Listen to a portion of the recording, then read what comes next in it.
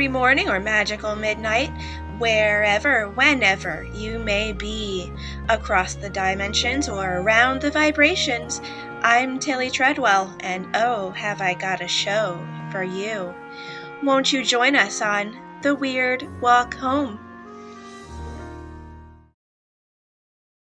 Hello there, everyone. Today I have with me Mark the Medium. How are you, Mark? Hello, Tilly. I'm fine, thank you. Yourself? Most excellent. Doing very well, but even better now that you're here. Same old, same old. Oh, lovely.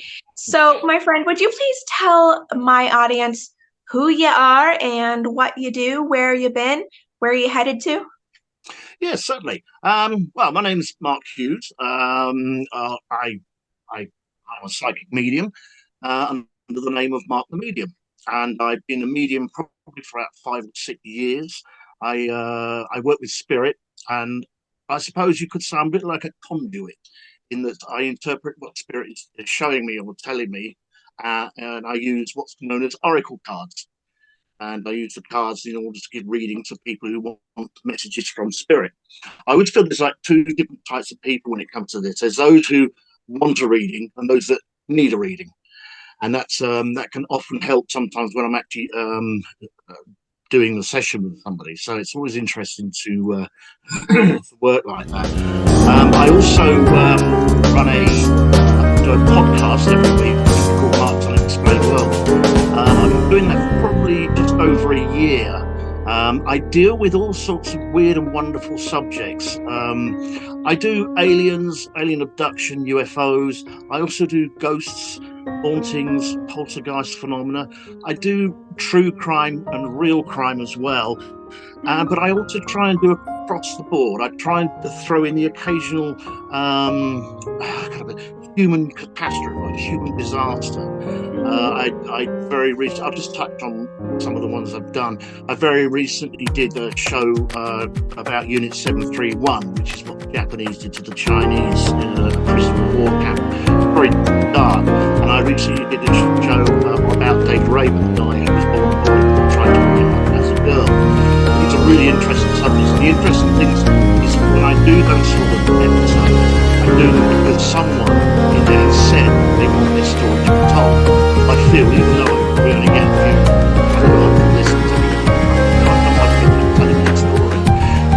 I also do a few light ones, in that I did one on Bloomfest 86, which, although it was serious, it was fun at the time. It was a record, I think it was New York tried to release 2 million balloons with hydrogen once.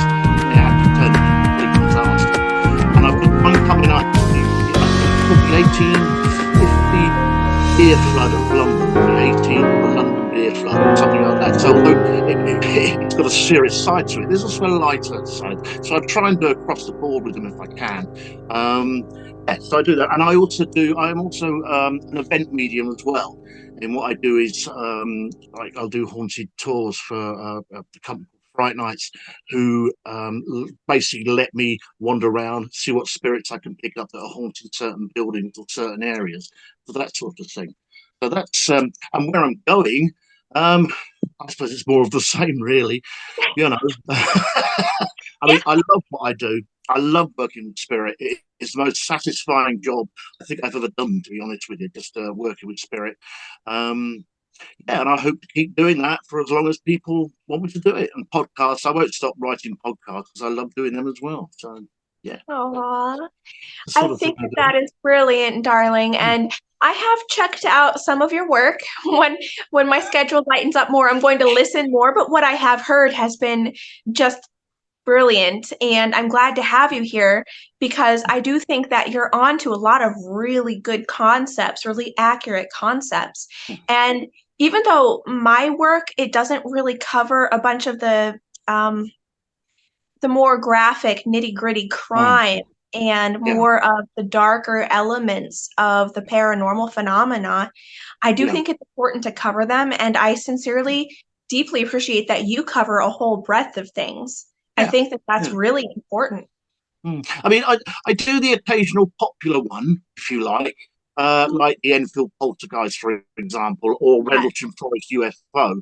Um, yes, but I try and find a lot of unusual is probably the wrong word.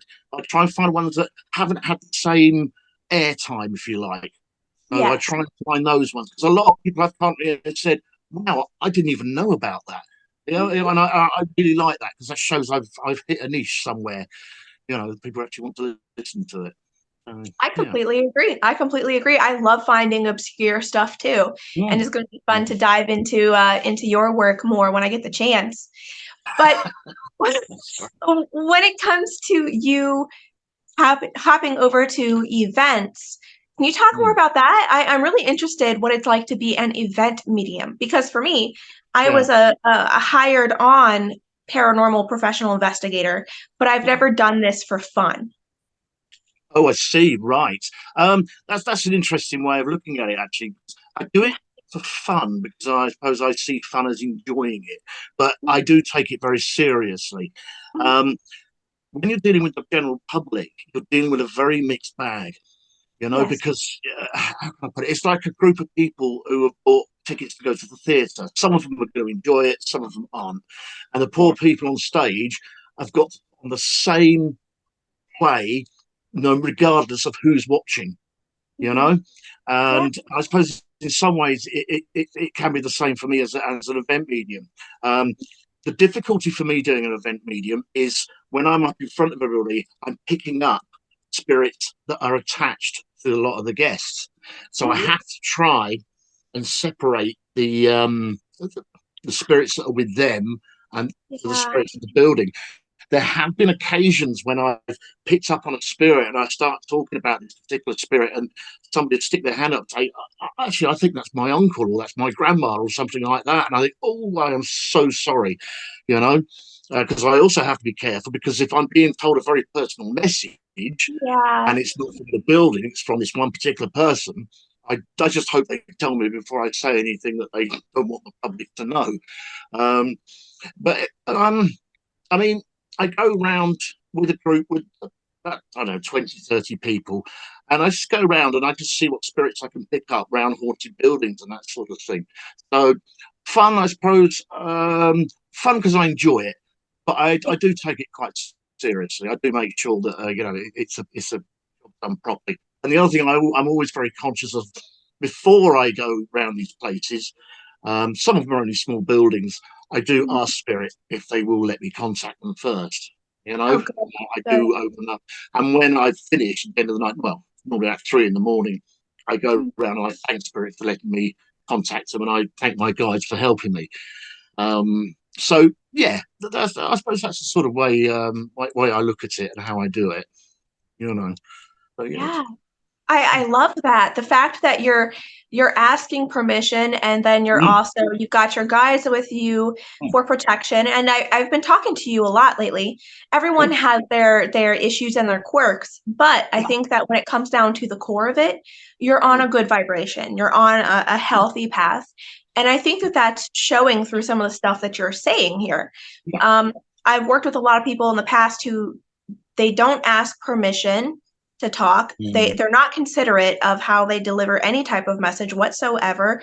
They don't mm, have guides, they don't have any help. They want to do everything themselves and then they never say good yeah, night. There's no type of like yeah, loving appreciative communication. yeah, And yeah. I know you know what kind of investigators I'm talking about. Mm. Oh, yeah. And Mm. if they Yeah. treated their fellow human people the way that they were treating Oh, these people in lighter vibrations, human or yeah. otherwise, can you Mm. imagine what it would be like to socially spend time with that person? You know? Uh, So yeah. I mean, as you say, if you walk into a crowded room, you're not just going to suddenly blurt out information about oh, everybody in that room, are you? You're going to say, do you mind if? yeah, You know?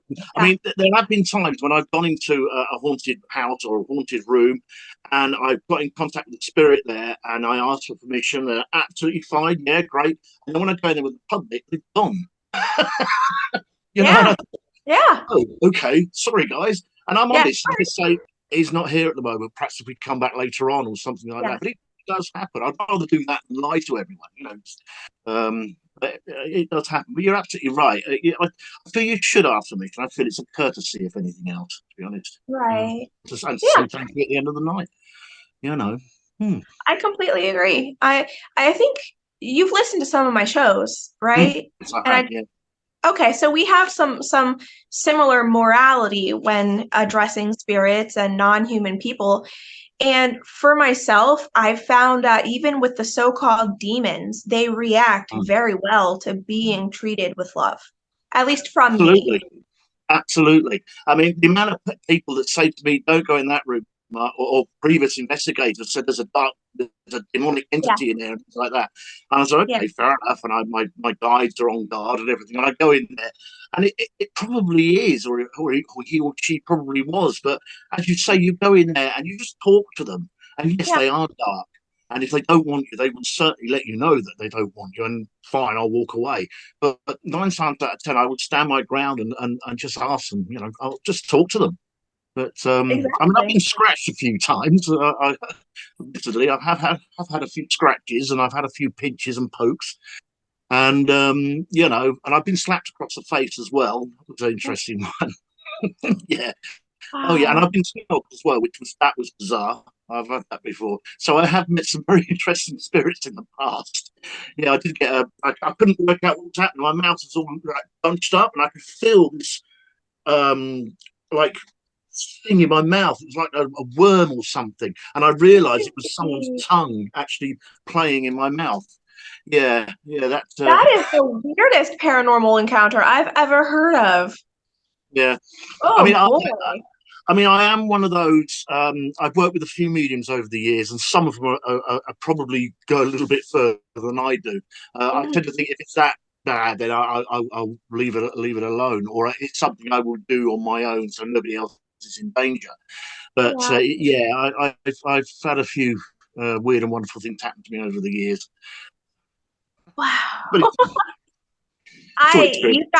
you've got me beat. I have never been assaulted or touched No, by anyone. Yeah. oh I've okay, never. okay. And I've even run into someone who is notorious and so-called evil by human Mm, beings. I've made a deal with that person not to discuss their name or anything. that's good. But I Yeah. will say that I messed up. I accidentally stepped on their toes and they came and let me Oh, know what was going on.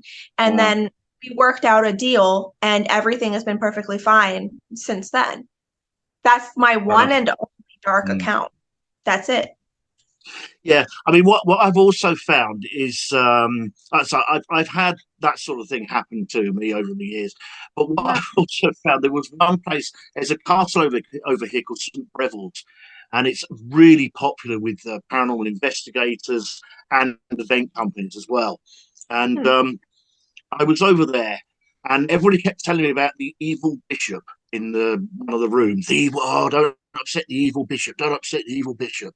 And I thought, Interesting. well, I went in there and I thought to myself, okay, let's see what I can pick up. And I sat on the floor and I meditated, and I thought, there is a spirit in here, but it certainly wasn't evil or anything like that.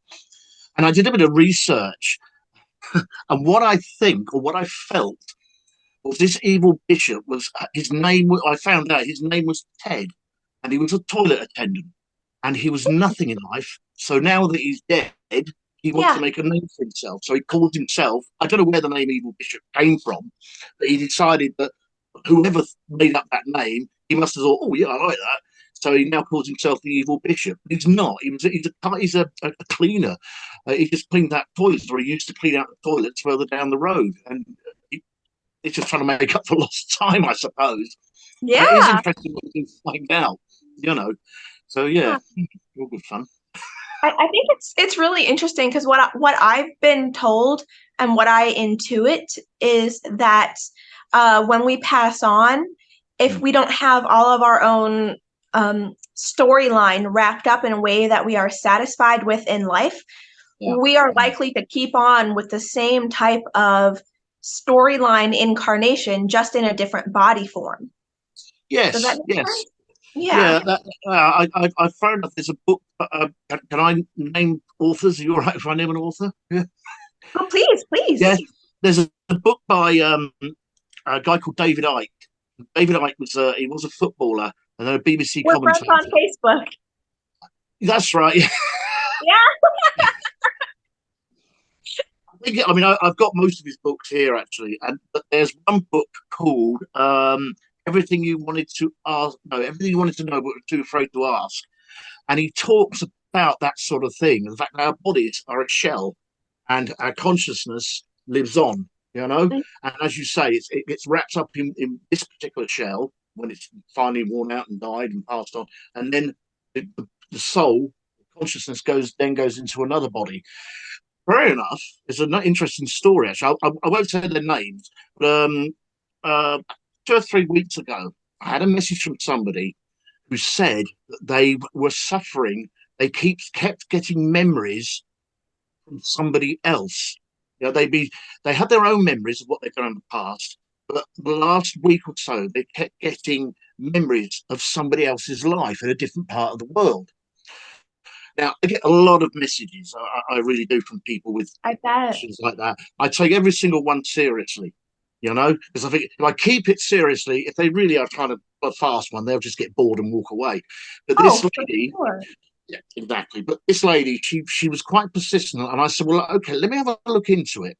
Now, I looked at things like multiple personality disorder and various other things, and there's a thing called what's it called? Multi place or multi location disorder. Mhm. You know, where people think Yeah, they're actually somewhere else instead of where they are. It was interesting between us, her and myself. We did quite a bit of research, and there's a syndrome or a phenomenon called walk-in syndrome.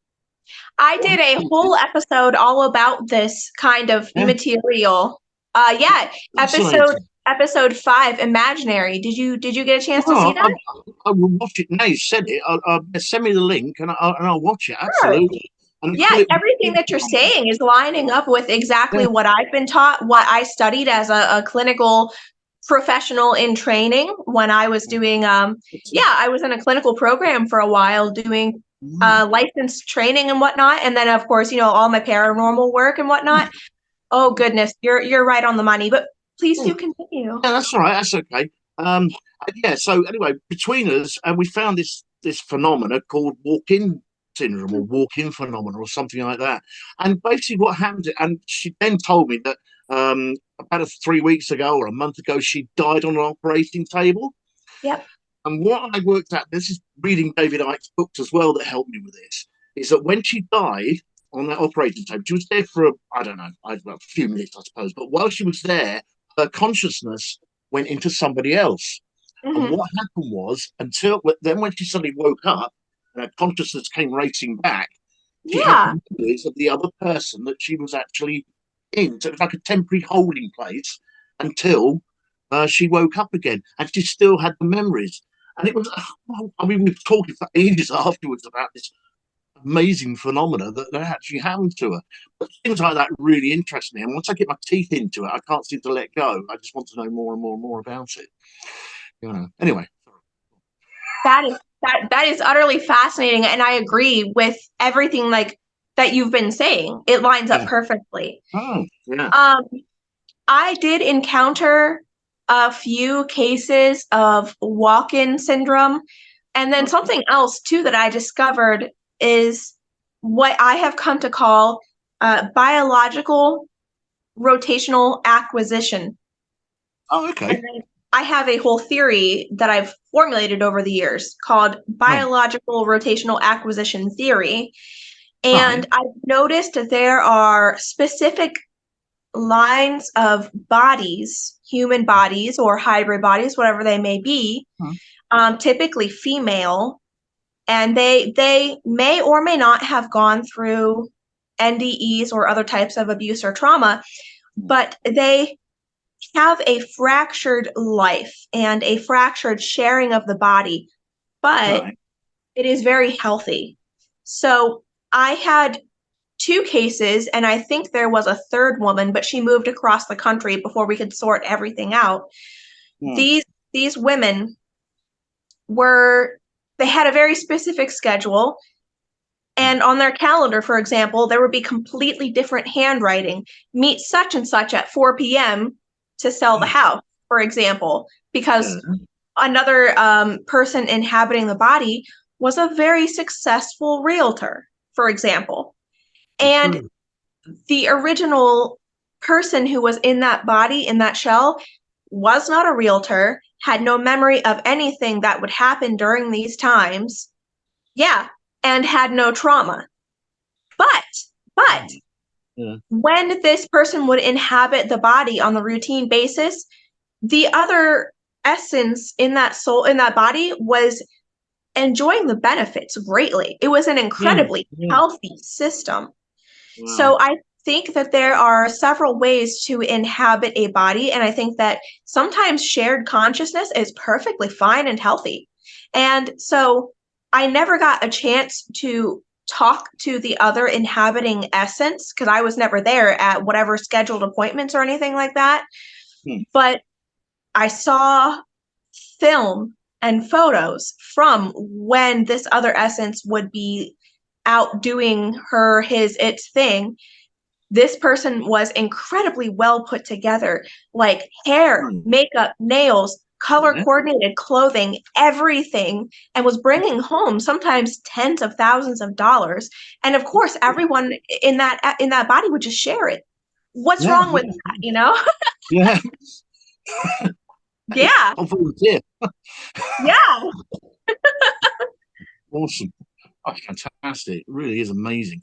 When you open your mind up to it, it's just, yeah. Right. Yes. Uh, okay. Please do, but please do. Do you have any more commentary? I'm looking up that episode for you, by the way, to send it to you so that Oh, I yeah. remember. Brilliant. Yes. Thank you. Thank you. Yeah. Yes. Yes. Yes. I do. I do. Sorry. Yes. Right. Okay. My phone shut down with the list of things to talk about just in case I dried up. um. Okay. Let me see. What have I got? What have I got? Then this is an interesting story. This is something that happened to me quite a long time ago. Now I've tried to tell this story a couple of times on Zoom, and every time I try and tell it, the line cuts out. All right. Now I've got, just to be sure, I've got my Wi-Fi on full, and I've also got my phone 4G on, just in case the Wi-Fi shuts down. I don't think Wow. it will. I mean, I don't believe in coincidence. That's Neither do okay. I. So we will see. I will tell the story. It's an alternate reality story. Something that I happened. love that. Yeah, it's something that happened to me back in 1975 or 76. So it's quite a. Oh, your link's just come up. Yeah, so it's quite a story. It's quite a long one, so please bear with me. Of course, please. Yeah. The floor is yours. Right. I used to live in a little town here in the UK called Bolton. And if any of my northern friends are watching this, hello. Now, this, I must have been about 11, 12 at the time, something like that. And I was at secondary school, so it might have been a little bit older. Anyway, now, every Thursday at school, we had a maths lesson. Okay. And one particular year, our maths teacher was directing the school play, right, which was Oliver at the time. And because he was directing that every Thursday, us schoolboys, and remember this was the 70s, they probably wouldn't allow this now. Right. After we had our lunch break, we were allowed, we all had to catch a bus or make our own way to the theatre in the Bolton Town Centre to meet the maths teacher and just sit and watch this rehearsal. It's the 70s, completely different time. You wouldn't even get away with it now. Anyway, Totally different time. oh yeah, yeah. Anyway, we did this every week. It was a bit of a bore, but most of us, because we were young boys, kids mucking around, we'd probably take about 2 hours to get there or something silly like that. Some of them. Anyway, it was me and two of my mates at that school. Every Thursday, it became a routine. I'd get up to go to school. I'd have my breakfast. I'd be meeting friends. We'd go to school. Lunchtime would come, and we'd go off to the theatre in Bolton. Did this Yeah. religiously every week for about 6 weeks. Now, the This is where it gets strange. One particular morning, I got up and my mum said to me, "Here's the money for the bus fare." And I looked at her and I said, "What?" And she said, "The money for the bus fare. Yeah, you need this, won't you, to get to the theatre?" I thought, what's she talking about? I thought, well, okay. And it was 5 pence, I think, or something silly. I thought, well, spend that on sweets straight away. But anyway, so I never thought any more about it. I got to school, everything went as normal. And then the two guys I was with, two lads I was with, we went over to the theatre as normal. Sorry, I forgot to mention this earlier. When we finished the theatre, we would then walk home. Yeah. Okay, So we okay. we come out of Bolton Theatre and then we just go our separate ways to our own houses. Okay. I should have mentioned that earlier. It's quite important. Anyway, this particular Thursday, we came out of the theatre and I went over to start walking home, and the two guys I was with said, "Where are you going, Hughes?" What were you talking about? Where are you going? Bus is here. And I thought, bus? We don't catch the bus. And they thought, with various names and all the rest. So I said, no, I'm going to walk home. I'd already spent the bus fare that my mum gave me anyway, so I had no choice. Anyway, Yeah, the other two guys, they didn't know what I was talking about. As far as they were concerned, we'd always caught the bus. But I right. knew, I thought, what? Anyway, so I decided to walk the way home I normally walked. I got to the path where I normally turned down, and it wasn't there. And Oh, I thought, what's going on? And I thought, no, I must have walked past it. So I walked back down the other way, and this path wasn't there. And when I looked where the path was, it was just a complete field.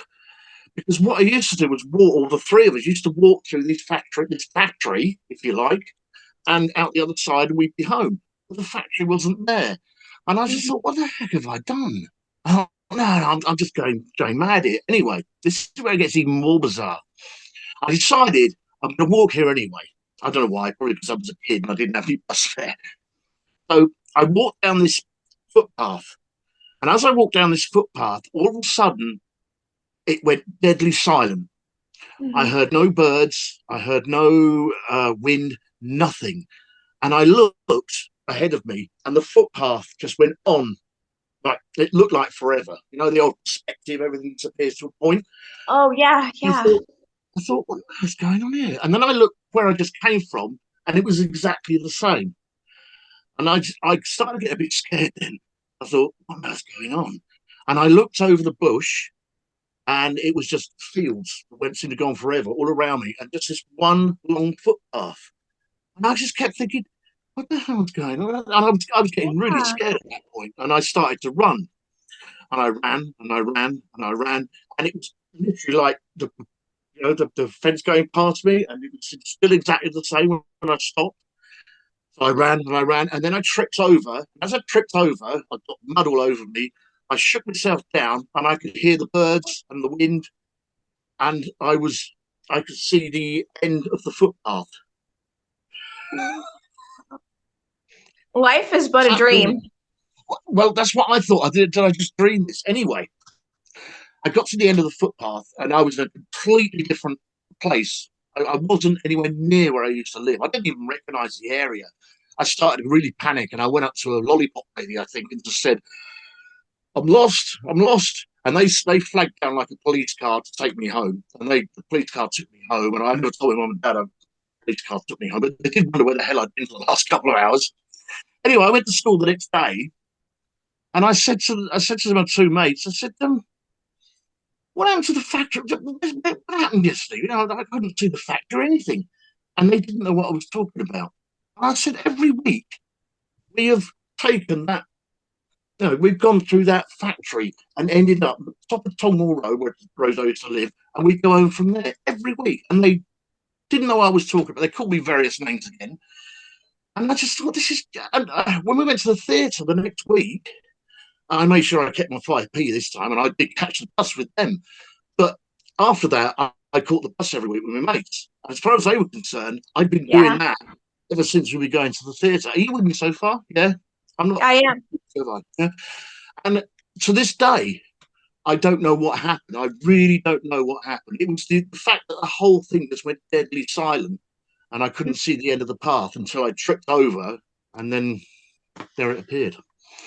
So, Yeah. and the following week, my mum gave me the bus fare money, and it just carried on like that. And as far as the world was concerned, I'd been doing that ever since we were going to the theatre.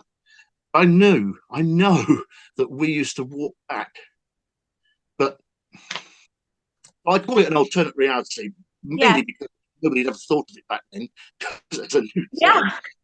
But that's why I'm always very sort of, I believe all these weird and wonderful things that go on in the world. Can I tell you another story? It didn't happen to me, but it happened to somebody I knew. They lived over in Ireland. Now, this is over, I can't remember the name now, but it's West Island. You know, you got the little, oh no, you're in the States, aren't you? Sorry, yeah. Sorry. No, that's all right. That's all right. Um, in Ireland, there's loads of, you've got the UK, you've got Ireland, and then you've got lots of little dotty islands. On West Island, the west of Ireland, it's pretty much just fields and a few houses. And a lot of these places do like holiday cottages there and things like that, which you can rent for a couple of weeks. Now, what happened was there was this family. Well, it was a mum and dad and a young girl, probably about 10, 12, something like that. It might be a bit older, 13, 14 maybe. Anyway, they put this place, they'd gone from England over to West Island, and they decided that, holiday cottage over there. It was literally just a holiday cottage on its own with a couple of little farmyards around. And if you wanted to go to the shops, it was Dublin or something like that. Anyway, as they got there, they started unpacking their stuff, and the girl turned around and said, Daddy, do you mind if I go and play outside? I said, yes, of course you can, of course you can. Anyway, she went outside and she loved the fields. And in the middle of the field, or one part of the field, she saw this flower just stuck out in the ground. She didn't know what it was. She wasn't supposed to know what it was really. But she decided to go over this flower and pick it and smell it. Lovely flower, and go show this to my mum. As she walked back, she hit an invisible wall in front of her. Right? Oh yeah. It was like a dome. And this poor girl was like this. And she was absolutely petrified. She was stuck in this thing. She was banging on it and everything. Anyway, after a certain amount of time, she looked out and she could see her mum and dad in the distance with a policeman. And she's shouting and banging on this thing. Mum, Dad, I'm in here, I'm in here. Poor kid, absolutely petrified. Anyway, the police didn't see her. She sat in the middle, huddled up, very frightened. Then every now and then she would get up and try again to see if it had gone. She got up this one time and pushed, and it had gone. And she ran straight back home. Now, as far as she was concerned, she'd only been gone about half an hour, something like that. But she rushed into her mum and dad. Absolutely, her mum and dad, where the you been? We've been looking all over the planet. Really having a go at the fact that she. Of course. And she said, but I've only been gone. It was, and she tried to explain to them that she got trapped in the field and she couldn't get out. Anyway, she'd actually been gone something like 7 or 8 hours, this poor kid. Uh-huh. Yeah. Anyway, they had to contact the police to let them know that the girl had been found. Yeah. And the policeman, because it was a village, he was very like a local bobby. He was very much probably very senior, you know. And he came in. He said, "Do you mind if we just talk to the doctor to make sure she's okay?" And I said, "Yeah, go." And Bobby, for my American audience, Bobby means police officer. Sorry, yeah. I'm thinking, come with a guidebook. Anyway, yeah, police officer. Yeah. He comes in and he says, "Do you mind if I have a little chat with your daughter, just to make sure she's all right?" And Mum and Dad, yeah, of course, go. And he sat down with her, and he said, "Did you see a strange plant when you went in that field?" And she went sniffing away. Yes. All right. I know what's happened. And he just got up and he said to her mum and dad, he said, "She's all right. I know what's happened. She'll be fine. It's not the first time it's happened." And he just took his hat and he walked away. So whatever happened in that field was quite a regular occurrence, apparently. But not a lot of people talk about it. So there are things that happen in the world we just don't understand. Obviously, I didn't witness that. That's something that somebody told me. But I still found it a fascinating story. Yeah. I do as well. Your first story, it does sound very much to me like you jumped timelines and you were completely retconned as as the kids say these days, and as is entering now the more scientific language, that's how it sounds to me. And I've been there too. I've had dozens of the same type of experiences. And now I don't know. For anyone out there who maybe thinks that they've lost their marbles or that this can't be happening, maybe reality is more fluid than we think. Oh And yeah. maybe it's healthier and happier to just flow with every moment as it is. I Mm. don't know. But as far as the little girl, I've heard stories like that too. And I've had a lot of people tell me that Earth is actually like a farm. And Yeah. so Mm. it's that's I do believe that after what I've seen. I do believe it. Yeah, I mean, uh, yeah, it's hard to explain. There isn't a name for it or anything like that. Things just happen on this planet that we just don't understand, and I doubt we ever will. And I think Mhm. it's, and I'm not going to be rude, but ignorant is too strong a word. But to deny that everything is logical and we understand everything, no, I don't agree with that. I still, there'll always be things we don't understand. And long may it stay like that, to be honest with you. I think if we start picking things to pieces, it no longer becomes fascinating. Yeah. In all, you know, um, yeah. So, yeah. But I mean, I was genuinely frightened. I do remember being really frightened. I couldn't see a Mhm. way out of the predicament I was in. I did not understand what was going. I mean, I never told anybody what happened to me at the time. It wasn't until much later I finally decided to talk about it and say this is what happened. Fair enough, I got a better reception to it than I thought. I thought people might think I was crazy, which they probably right. Yeah. Who knows? Maybe, and maybe your friends that day, they just thought that you made a different decision and maybe you didn't feel well, you were making Yeah, excuses or something. Who knows? And then you went back to, normal, as they would say, the next yeah, day. You've been normal yeah. ever since to them. Who knows? Oh, absolutely, absolutely. It's funny. There's another thing that saying about reality and things like that. Um, I read some again. I think this is David Icke again, Ah, where everything around you isn't around you. It's all up here. You know, mhm.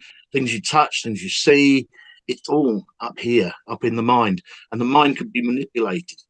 Yes. Yeah, and there's a because things like hypnosis and stuff like that, they rely on that sort of thing. There's a Yeah. very interesting story I heard about um, as a daughter and her dad. They were on stage with this hypnotist, and he hypnotized the dad and convinced him that his daughter didn't exist. You do not have a daughter. She does not, Rose or whatever her name is, does not exist. And then he did that, and he said, and her daughter was like stood right next to him. You know, he said, "Right, do you see anybody else in this room?" And he's looking around. He says, "No." So there's Yeah. nobody else in this room apart from me and you. That's right. Okay. And he stood it, and they put a big clock behind the girl, behind his daughter. Yeah. And he said, "Right, do you see the clock?" And he looked and said, "Yeah." "Can you tell the time?" 2 o'clock. And he said, 2 o'clock. So his daughter was stood in front of the clock. Yeah. And because he'd been told his daughter doesn't exist, he could see right through the clock, Yeah. through her, and saw the clock. So it just shows you what you can really do to mind manipulation and that sort of thing. It's a fascinating subject. It really Yeah. is. You know, that That sort of that is thing. a heck of a story there. And I Yeah. do think it's possible if that is a true story, I believe that the mind controls a large portion of the vibration that Yeah. someone is emitting. And I believe that the mind is made up of beliefs, thoughts, feelings, memories, Oh, yeah. intention, all of those together. And Hmm. I do believe that hypnotists can completely change a person's incarnate storyline via the hypnosis. And so I believe you.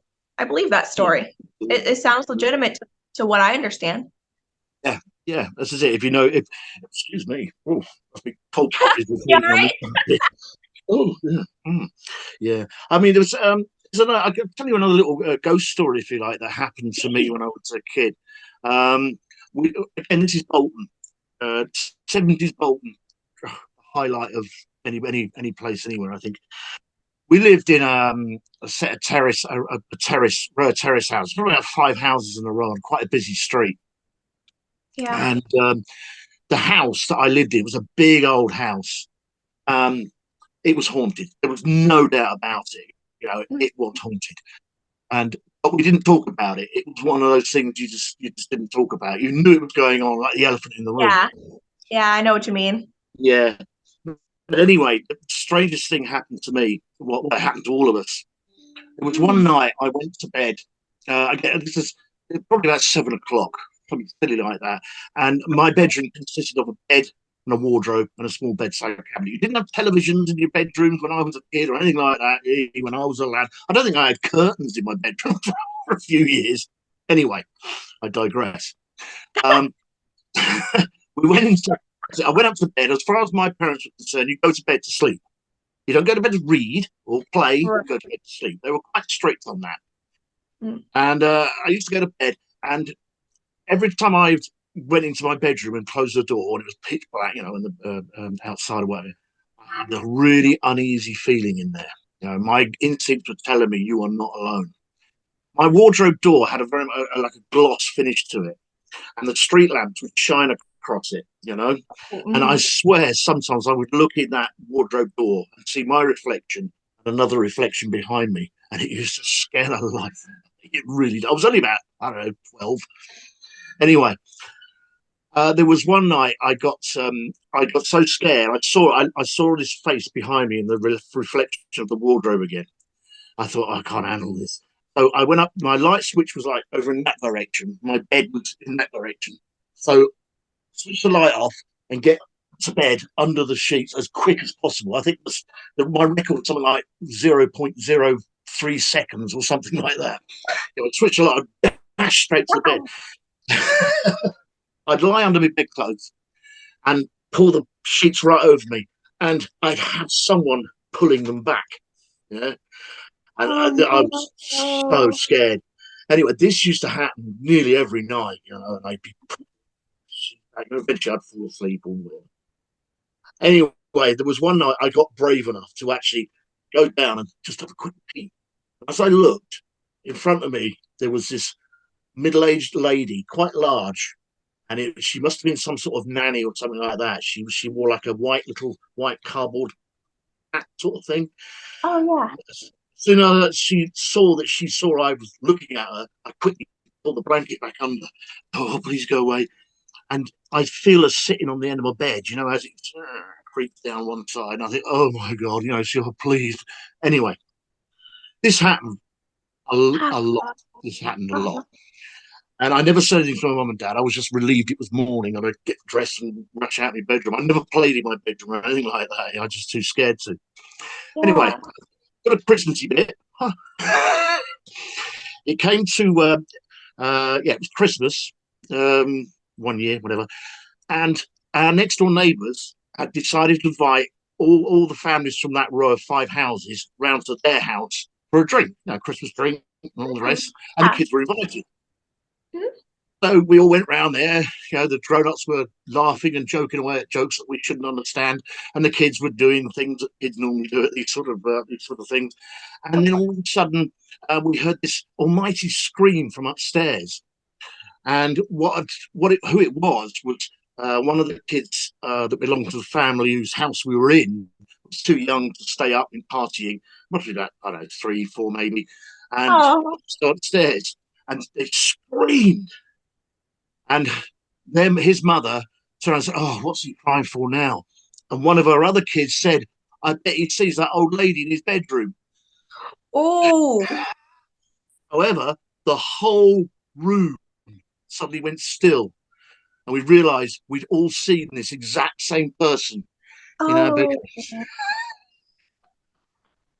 Oh no. Yeah, we'd all seen. And somebody did some homework and found out that the Birth Houses was actually a nursing home. It was once one big long building as a nursing home, and of Mm. course this lady was still there. It didn't how can I put it? It didn't make it any more pleasant her visiting me at night, but at least I know who she was. I'm still scared of her. Everybody Good was. Lord. So was she a nurse at this old facility So or? she was or a sister or something like that. I think she was somewhat of a thorough. Fair enough. I can still see her face now when I look. I can still see it. But I'll pass. no, so yeah, that's gone in my records. That was quite interesting. That one. That was a yeah, that Wow. was a good night. Hmm. So, and Wow. she offered me, and what she also used to do was, I mean, my youngest sister, I mean, she's in her 30s now, but at the time, when she was about sort of 3 or 4 weeks old, my mum would put her in a cot up in her bedroom, and then for an afternoon nap, and then she'd go back, I don't know, half hour, 40 minutes later, and she'd Sure. find all her toys, all the teddy bears, would all be put in a circle at the bottom of her Mhm, cot, things like that. mhm. And we were forever going downstairs into the room, front room, and finding cables, lamps, uh, lamp cables, electrical cables crossing the room because Oh, the yeah, lamps yeah. had swapped over. You know, they'd actually whoever it was, whatever it was, swapping the lamps over at Right. night. So we'd trip over the. See, after that happened next door, after it was revealed, we were happy to talk about it, and everyone was happy to say, my mum and dad were happy to talk about it, and we'd all realised we'd all seen the same thing. So Mhm. yeah, so great That is stuff. that's quite the story there. Well, quite the collection you've got there. Oh yes, oh Oh, yes. Mm. Hmm. Yeah. so, Well, I've got. Sorry, Karen. huh? I thought you were going to say something. Sorry. You're lagging on my end just a little bit, so it's a little hard for me to judge, which is why I'm so awkward sounding in my timing and responding to you. No, that's fine. That's fine. I understand. So I wanted to ask you if you've ever had any encounters with like Bigfoot or anything more exotic out in the woods or anything on the grounds of any of the event places you've been to, anything other than human spirits? Yes, I have. Well, I don't know what it was. Um, this was a long time ago. I used to go out with a mate of mine, and we were big walkers of an evening. When school was finished and what have we would just go for a walk and I'd just chat about the world and things like Right. that. And there was one time I used to live in a little village called Mortimer, which is in southern UK. Okay. And this friend of mine, John, his name, well, he won't mind me mentioning his name. We were going for a walk one night, and all of a sudden, I mean, it was quite dark. We used to go past some woods and things like that, and all of a sudden, there was just like this strange, not plopping noise, but like giant footsteps just clumping towards us. And he had his dog with him as well at the time, and his dog just it was a Hmm. black Labrador. Called Ben, if I remember rightly, and it was the most friendliest, lumpiest thing ever. Sorry, I know you're not a fan of dogs, but That's anyway, okay. I have exceptions because I believe that sentience can come into any body at any time. So I have some exceptions. It's that's it's it's the mean NPC dogs that do nothing mm, but destroy that I hate. oh yeah, that's all right. That's all right. Anyway, sorry, yeah, that's only a short story, but we were stood there, and all of a sudden we heard like I call them footsteps for now, but it's difficult to explain what they sounded like, and but they were really heavy, you know, and it came clomping towards us. We stopped. We were on the road. It was very dark, and we just heard this clomp, clomp, and we heard this like snorting. We thought at the time it was like a horse had got out or something like that. And we stood there quite frozen, watching this like black figure, and you could see like these two eyes, if you like. They weren't red or anything like that. I remember right; they were just bright little pinholes, and it sort of looked around, and then as us convinced it was a horse, and then when it walked past us, it very slowly walked past us, like plump, plump, and it only had two legs, and it must have been about 8 foot tall. Oh, And wow. we just froze. Now, my mate John he was a gentle giant at the time. He was one of those lovely guy. He still is actually he's a lovely guy. But if you crossed him, he'd probably tear you to pieces for knocking his jigsaw over or something like that. Sure. Even he was absolutely petrified, and the dog just growled at this two-legged thing, whatever it was, just what plonked past us, and we began started to see its shape. And as we started to see its shape, it just went into the trees. So don't know what that was, and it was Wow. something that stuck with me. And both of us just, well, we decided to go straight home and not carry on walking that night, Yeah. you know. But that's the Yeah. only sort of encounter I've had with a cryptid as such. Um, I've read a lot about them, but I believe they exist. I Same do believe here. they exist. I believe they all exist. But that's the only encounter that I've actually had. Remember, I can't remember any others, but that was one that certainly, yeah. Excuse me. That's incredible. Mm, That reminds me of some of the accounts of Goat Man and the Jersey Devil, yeah, if you're familiar, that yeah, I've heard of. yeah. I've heard of those. Yeah, Goat Man. When I think, fair enough, that's the sort of thing. When I read about Goat Man or the Dog Man or something like that, that is the sort of thing I did think of. You know, when I look back, I thought, I wonder if that's what it was. That Mm, Mortimer itself, the village itself, in the surrounding areas, it's got a lot of like, haunted woods and things like that. Have right. you ever heard of it's a Taranak? A what? Taranak. No, no, I Taranak. don't think so. Well, I'm only saying this because this is the closest I found on my Sure. research. Taranak. It's a Russian term. It's a cryptid that makes the noise of a crying baby in places like forests and woods. Okay, I have heard of Yeah. that just under completely different names, and I have a different understanding, Oh, that's all maybe. right. But Yeah. please do continue. I would love to learn. Oh, that's all right. Well, I may be even saying the word wrong. I'm British. I get everything wrong. No, there was one time we were in. Actually, I was on my own because I started to get really into the unexplained and the weird stuff, and I started to get quite brave. So I started to sort of venture out. I must be about 14, 15 at this time. Beating your chest. Ah, yes. Yeah. It's still my job, man. Anyway, I Mhm. decided, I decided, they were telling me about this place called Bluebell Wood. And I thought, okay, I'm going to go there. It's not going to go on your own. I said, yeah, I'll be all right, fine. And I went to Blue, but this must have been about 8 o'clock. I took a torch, because I'm not that brave. I took a torch and I stood down. I sat there in the middle of this Bluebell Wood. And all of a Yeah. sudden, I heard this baby crying. Now, not knowing what it meant at the time, I just thought, that's got to be like, I don't know, gypsies somewhere parked up or a caravan. There's got to be. Yeah. But it just kept on and on and on. I thought, well, I can see what that is. It's very foolish. I can hear people say to me, Mark, what the heck? Anyway, I went towards the crying, and as I went towards it, it came from a different part of the woods. So I decided to walk back the other way, and then it was the other. Do you know what I mean? It just kept wherever I went. Right. And at the time, I thought, this is strange. But I did venture around the woods quite a lot, and I didn't see any baby there, but I could continuously hear it crying. And there was nobody round there at the time. And I thought, well, if I'm going to hear a baby crying, I'd hear a car, I'd hear other things, I'd hear birds in the sky, Yeah. I'd hear mum and dad shouting at each other because they can't keep the baby quiet, at Yeah. least Yeah. something. And it wasn't until years later when I heard somebody else talk about this Russian baby or this baby that cries in order to get people to lure people in, that I realised, oh, I wonder if that's what it was that was trying to lure me in. Hmm. Yeah, so that was another strange thing that happened to me quite a few years ago. I think the more you do work with the weird and wonderful things, and the more open you are, I think the more you witness. You I know? agree.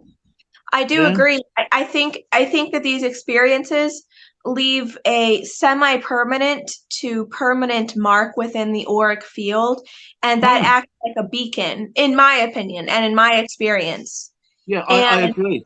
I agree. yeah, cool, very cool. And Because darling, you're so lucky that you weren't kidnapped or harmed, I think. yeah, yeah. You Well, were I try so not to think lucky. about it. To be honest, I think, oh my god, anything could have happened to me. But Oh goodness. yeah, Yeah.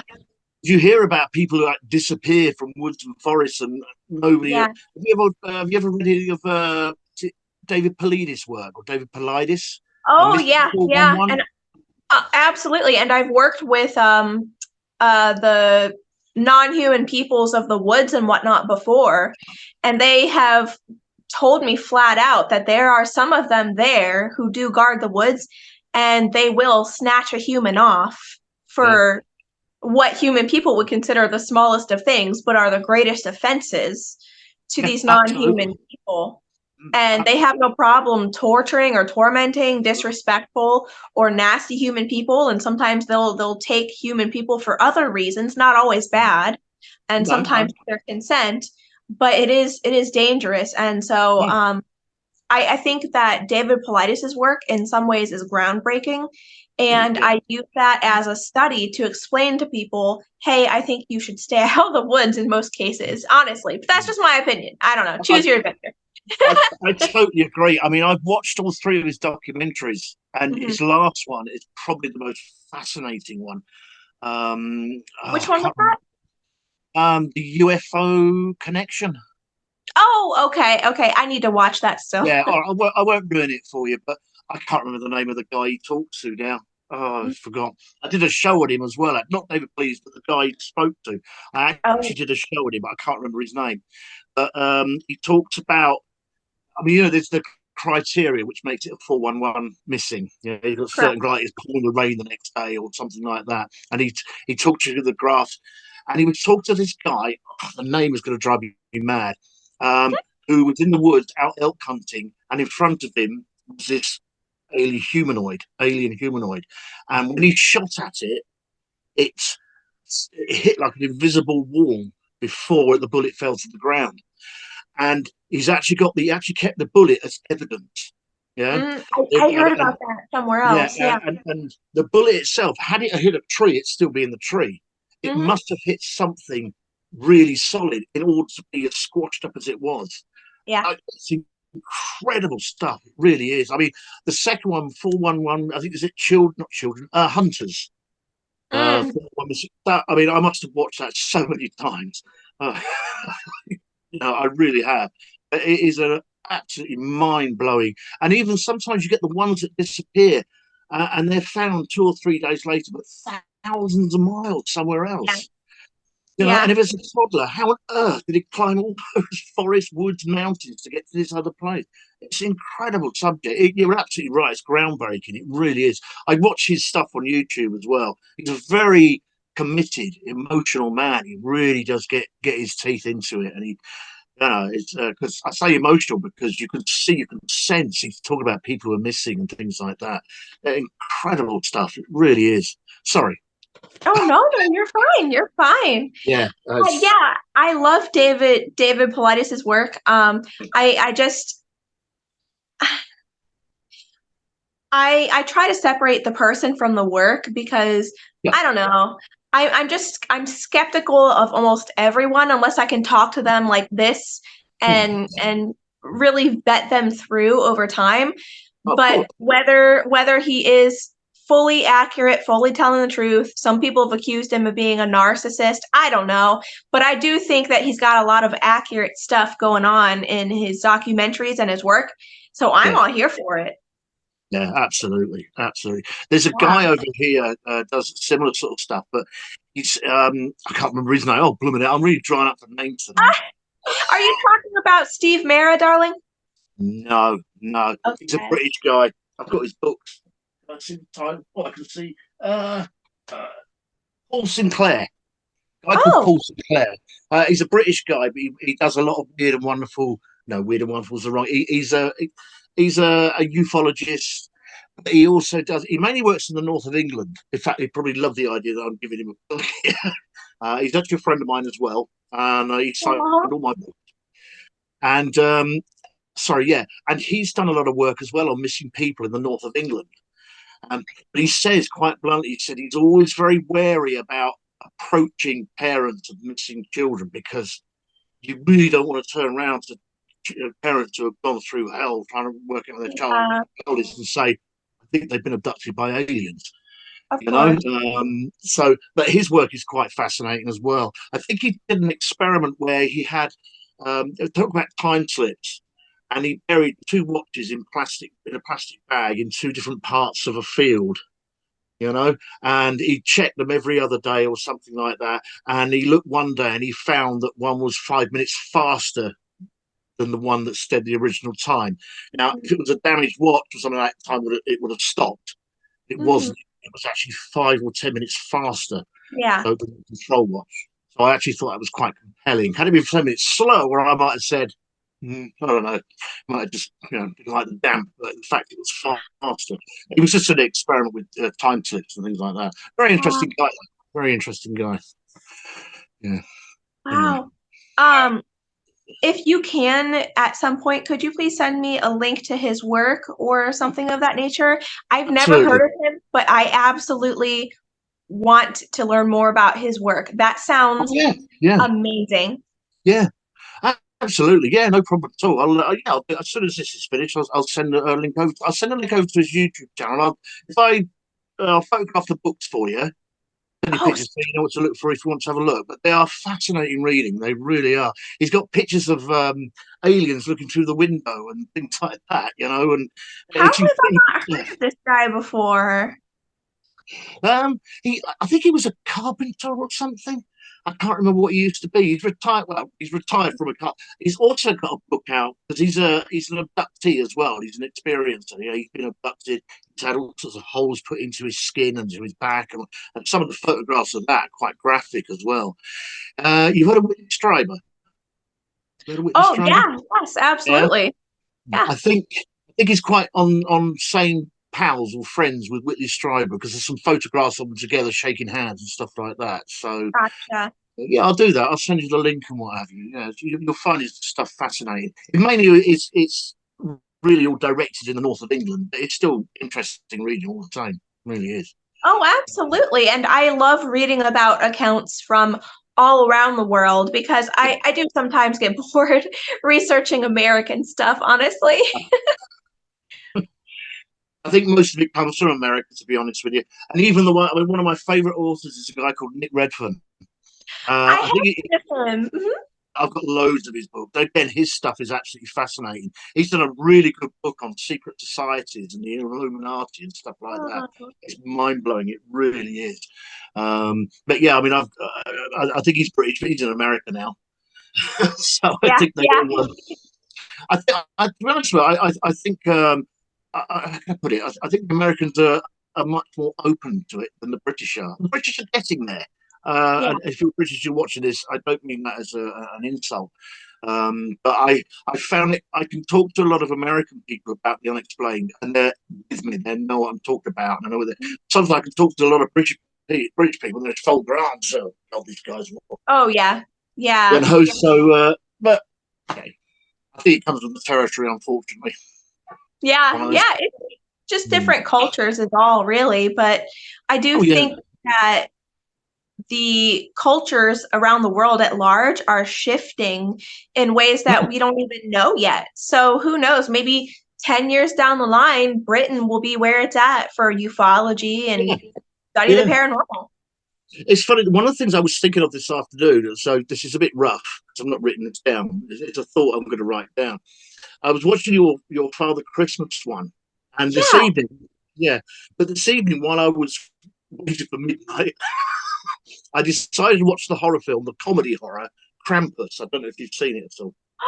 Yeah, I saw that several years ago. It was interesting. That ending It's a fun intrigued film. me. Yeah, I find it more of a fun film than anything else. I like the special effects. I love the way the fact that they've turned something Christmassy and wonderful into something dark and strange. I think that's priceless. Yeah. Did you know that we have Christmas haunted house attractions here? No, I didn't. No, We no do. way. Oh Oh, my gosh. really? Yeah. If you search on YouTube, you'll get to see what I'm talking about.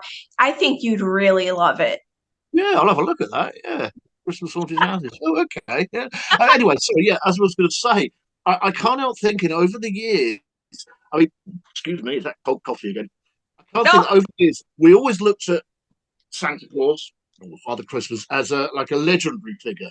But I can't help thinking now he's being seen more as a mystical figure, mhm. like fairies and goblins and all that one. And I don't know. I just seem see the attitudes change when once upon a time, as a kid, you were told about Father Christmas on Christmas Eve. He's come down the chimney. He's going to leave you loads of stuff. Don't forget to leave out some milk and a mince pie. And that was probably it. But now, and listening to your show earlier and thinking outside the box, I think you slowly turn into, and I use the word loosely, like a cryptid even, you know, because he's Oh, suddenly this, I don't know, he's suddenly a cult figure.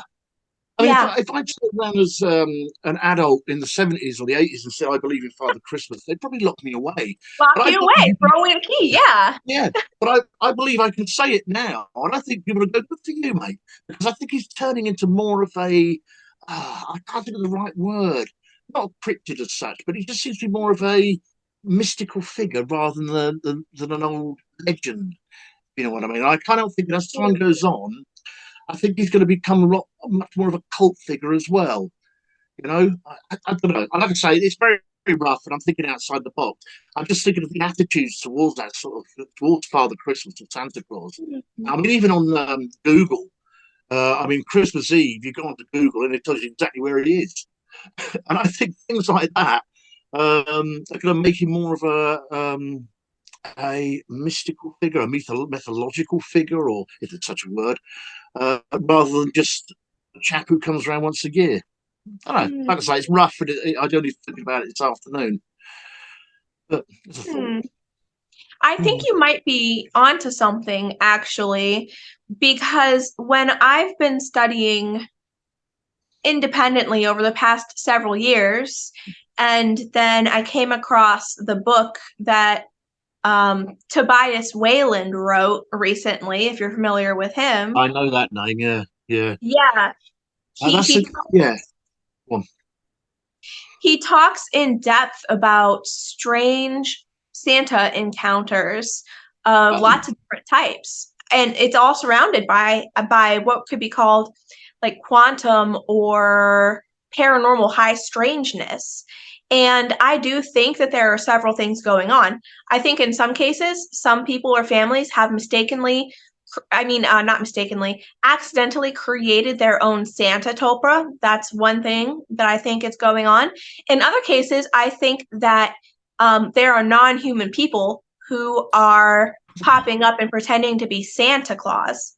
And then I do think that maybe there is a genuine essence too to Santa Claus that is manifesting and coming in as part of the collective consciousness.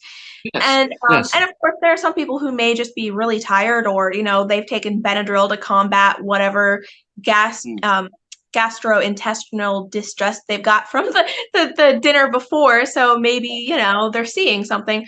But I mm. really do think that all of these factors combined just adds to the magic of Santa Claus. And so now I've slowly been coming to the realization that even though I am a full grown adult, I do believe in Santa Claus. There's nothing wrong with that. Nothing wrong with that. So Yeah.